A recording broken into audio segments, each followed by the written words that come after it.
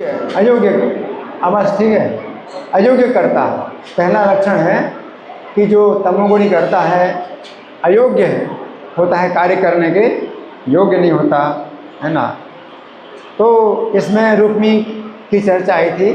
रुक्मिणी का बड़ा भाई रुक्मी है, तो उसने क्या प्रतिज्ञा की थी कि अगर मैं श्री कृष्ण का वध करके अपनी बहन रुक्मिणी को अगर वापस नहीं लाऊंगा तो कुंडिनपुर में अपना मुंह नहीं दिखाऊंगा। बड़ी भारी प्रतिज्ञा कर ली। कुंडिनपुर जो है उनके पिता का राज्य है। अपने पिता के घर में नहीं आऊँगा, अपने पिता को मुंह नहीं दिखाऊंगा, आप सब लोगों को अपना मुंह नहीं दिखाऊंगा। श्री कृष्ण का वध करके अपनी बहन रुक्मिणी को वापस अगर नहीं लाऊं, इतनी प्रतिज्ञा कर ली है ना। और बिना सेना के चल पड़ा, जबकि भगवान श्री कृष्ण सब शत्रुओं की सेना को पराजित करके, सब शत्रुओं को पराजित करके और रुक्मिणी को बलपूर्वक अब जो है हरण करके ले गए। और वो क्या सोचता है कि मैं अकेला श्री कृष्ण को पराजित करूंगा, और पराजित भी नहीं बल्कि वध करूंगा। जबकि श्री कृष्ण कैसे हैं?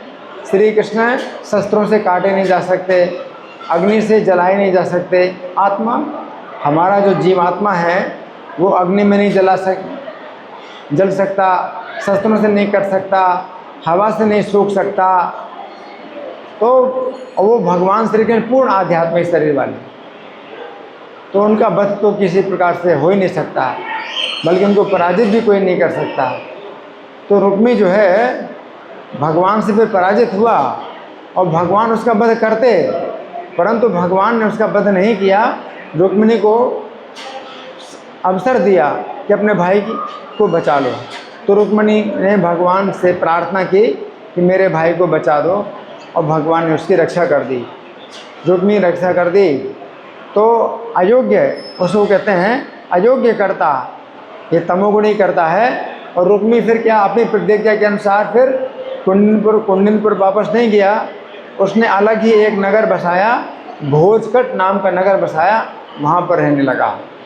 फिर 5वें नंबर में नैष्कृतिक जो है, जो करता है वो तमोगुणी कहा जाता है। तो नैष्कृतिक का मतलब है अन्यों का अपमान करने वाला करता, तमोगुणी कहा जाता है। इसमें भी रुक्मी का नाम आता है। तो 5वें नंबर में, पहले नंबर में अयुक्त कर्ता भी रुक्मी है, और 5वें नंबर में नैष्कृतिक कर्ता, अन्यों का अपमान करने वाला भी रुक्मी है। तो मैं पढ़ के सुनाऊंगा कि महाभारत के उद्योग पर्व के अंतर्गत अध्याय संख्या 158 में वर्णन आता है कि जिस समय महाभारत का युद्ध प्रारंभ होने वाला था। कौन सा युद्ध प्रारंभ होने वाला था? महाभारत का युद्ध प्रारंभ होने वाला था। उस समय अपनी सेना लेकर रुक्मी पांडवों के यहाँ आकर अर्जुन से बोला। रुक्मी क्या बोला? अपनी सेना लेकर के पांडवों के पक्ष में आया, अर्जुन से बोला, अर्जुन यदि तुम युद्ध से डरे हुए हो तो मैं तुम्हारे शत्रुओं का वध कर दूंगा। अर्जुन से क्या बोला? अगर तुम युद्ध में डरे हुए हो तो मैं तुम्हारे शत्रुओं का वध कर दूंगा। इसका मतलब क्या है? इसका मतलब यह है कि अगर तुम डर रहे हो तो फिर मैं तुम्हारी सहायता करूंगा। हाँ, तो ये क्या है? अपमान करने वाली बात हो गई, और अर्जुन का अपमान कर रहा है। उस समय अर्जुन ने कहा, यदि श्री कृष्ण मेरे सहायक हैं तो मैं अपने आप को डरा हुआ कैसे कह सकता हूँ? मैं डरा हुआ नहीं हूँ। आप अपनी इच्छा के अनुसार यहाँ रहिए या अन्यत्र चले जाइए। अर्जुन साहब कहा, अगर आपको हमारे पक्ष में युद्ध करना है तो युद्ध करो, लेकिन ये मत सोचना कि मैं डरा हुआ हूँ। आपकी इच्छा हो तो यहाँ रहो, हमारे साथ में हमारे पक्ष में युद्ध करो, नहीं तो चले जाओ। अर्जुन इस प्रकार से उत्तर दिया। तो ये जो है क्या है? अन्यों का अपमान करने वाला कर्ता जो है, ये कैसा होता है? तमोगुणी कर्ता होता है। इसके बाद फिर महाभारत युद्ध में रुक्मी ने भाग नहीं लिया।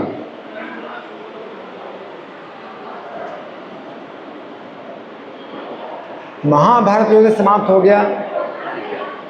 फिर बाद में रुक्मी के पुत्र की पुत्री का विवाह श्री कृष्ण के पुत्र से हुआ, अनिरुद्ध से।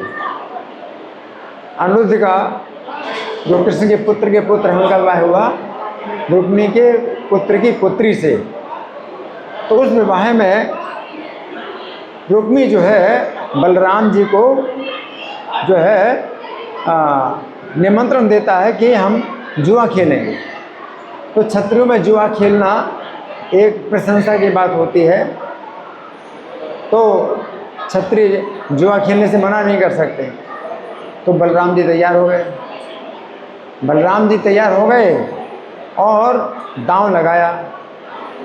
तो कुछ मोहरों जो है दांव में लगाएं, तो बलराम जी हार गए। तो बलराम जी हार गए तो रुक्मी जो है हंसने लगा, अपमान करने लगा बलराम जी का। तो ये कैसा है? नैष्कृत्य, इसको कहते हैं नैष्कृत्य। रुक्मी जो है बलराम जी का अपमान करने लगा। तो बलराम जी को बड़ा गुस्सा आया और दोबारा उन्होंने और ज़्यादा मोहरें दांव पर लगाई। इस बार रुक्मी हार गया। और फिर जो है बलराम जी का अपमान करने के लिए झूठ बोला कि तुम हारे हो, मैं जीता।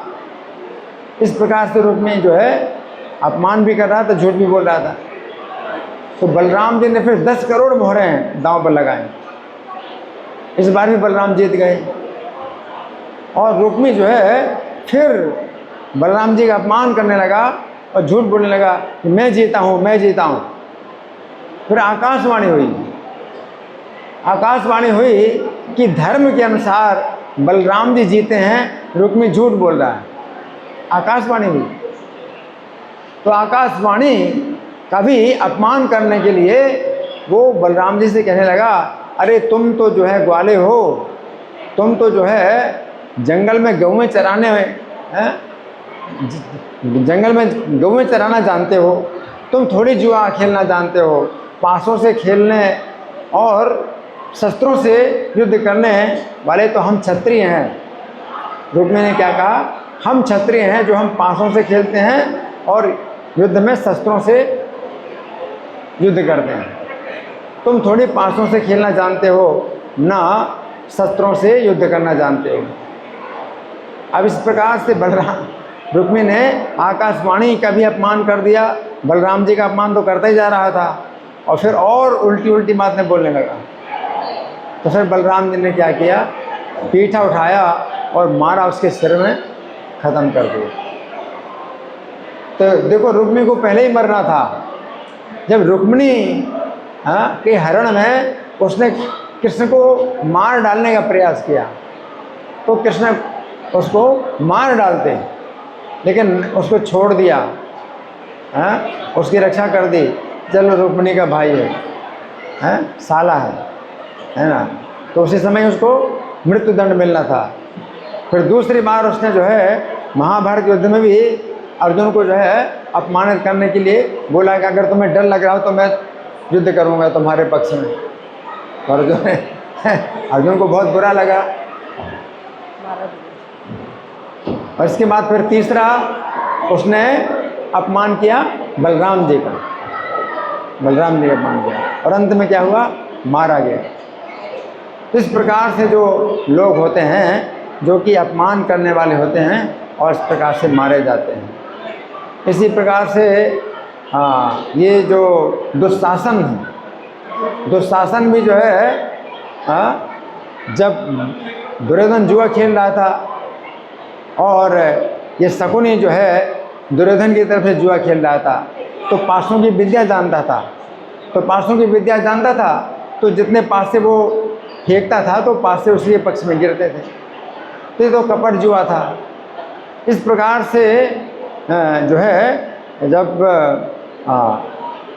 युधिष्ठिर महाराज अपना सब राज्य हार गए, अपनी सब संपत्ति हार गए और द्रौपदी को दांव में लगाया तो द्रौपदी को भी हार गए।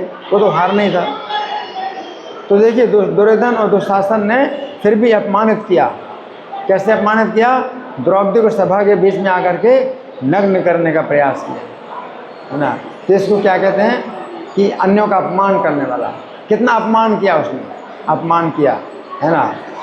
तो दुशासन ने जो है विशेष रूप से द्रौपदी का अपमान किया, है ना।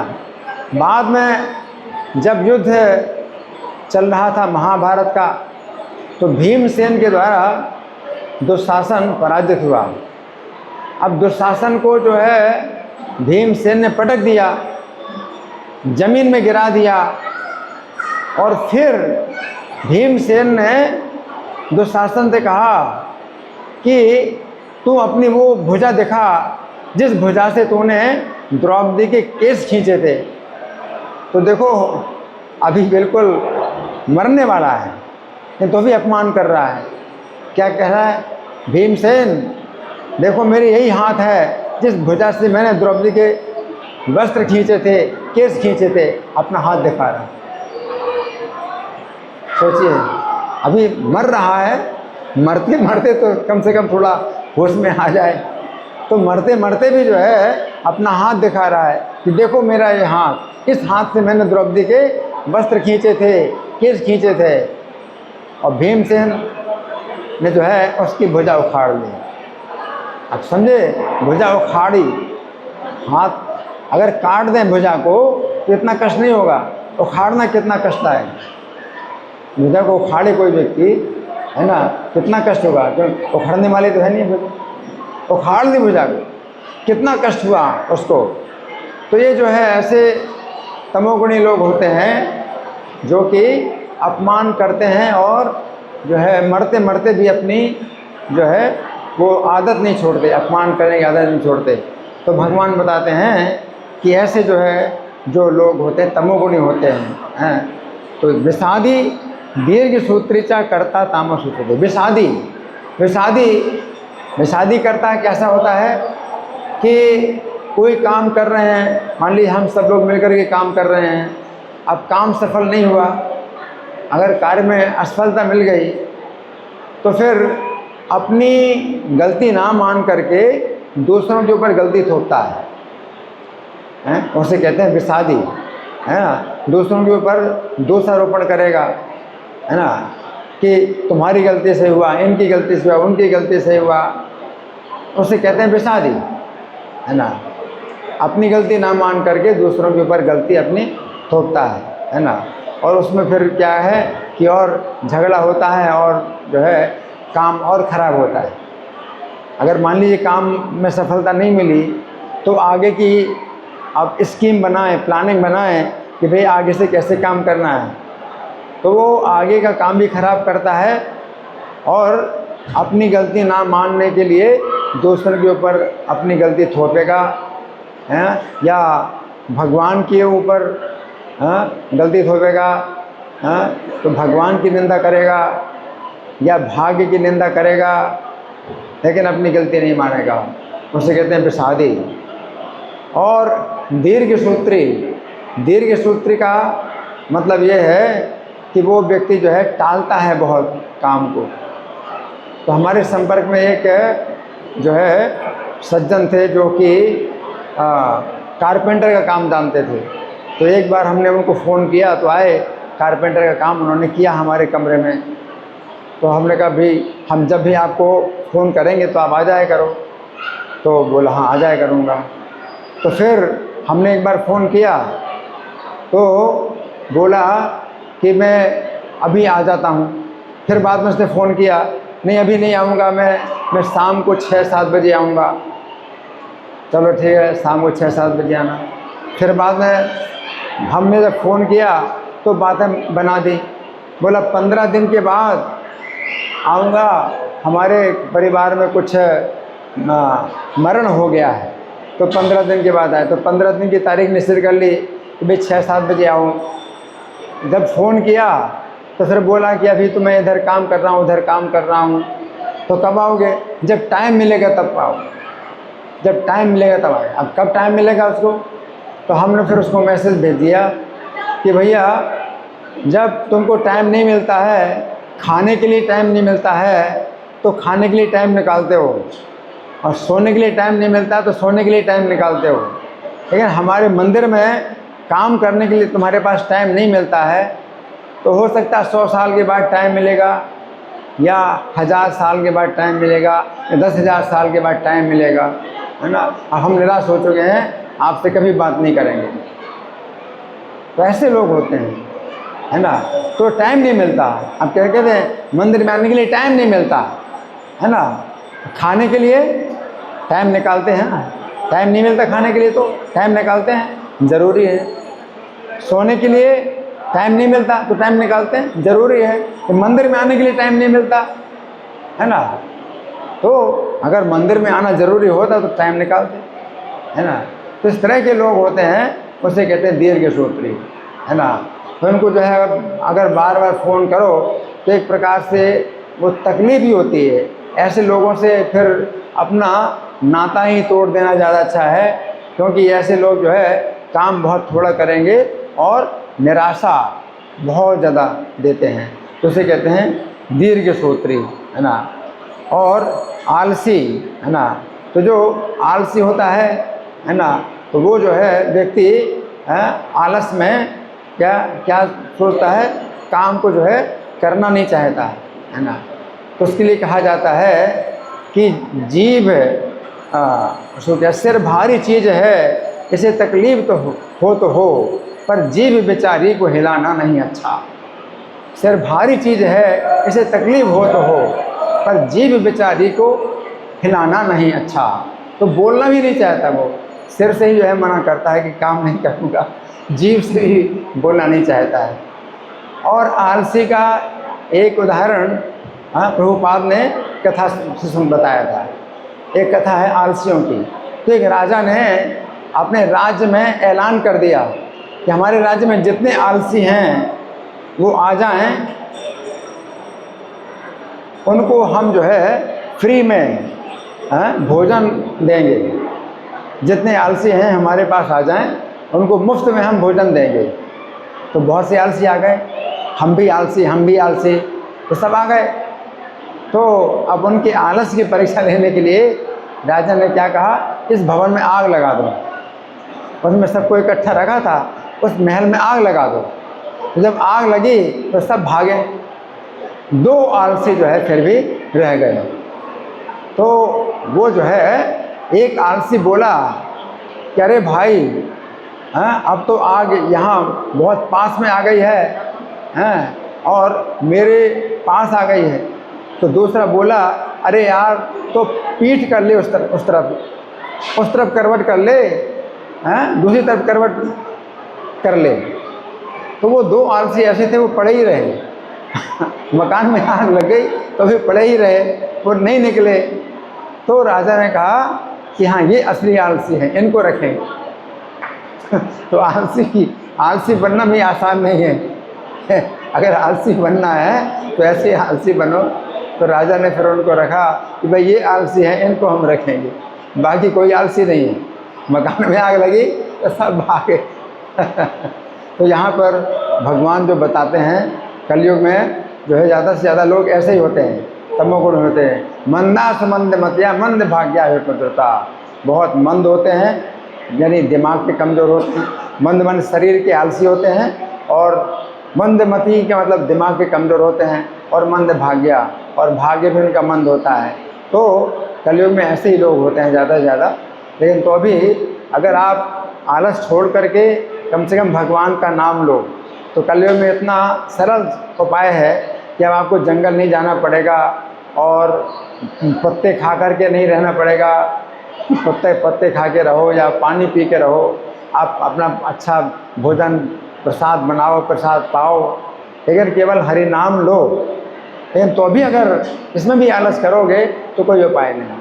कहते राम नाम के आलसी और भोजन के तैयार, तुलसी ऐसे नरन को बार बार धिक्कार। राम नाम के लिए तो आलसी हैं कि राम नाम नहीं होता, यानी माला जप नहीं होता, और भोजन के लिए तैयार रहते हैं, भोजन के लिए आलसी नहीं होते।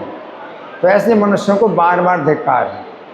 तो इसलिए भगवान के नाम लेने में आलस मत करो, बाकी भोजन वो तो सब हो ही रहा है, मिल ही रहा है, भगवान सबको भोजन दे रहे हैं, लेकिन भगवान के नाम में आलस ना करो। धन्यवाद। ग्रंथराज श्रीमद् भगवद गीता की जय, श्रील प्रभुपाद की जय।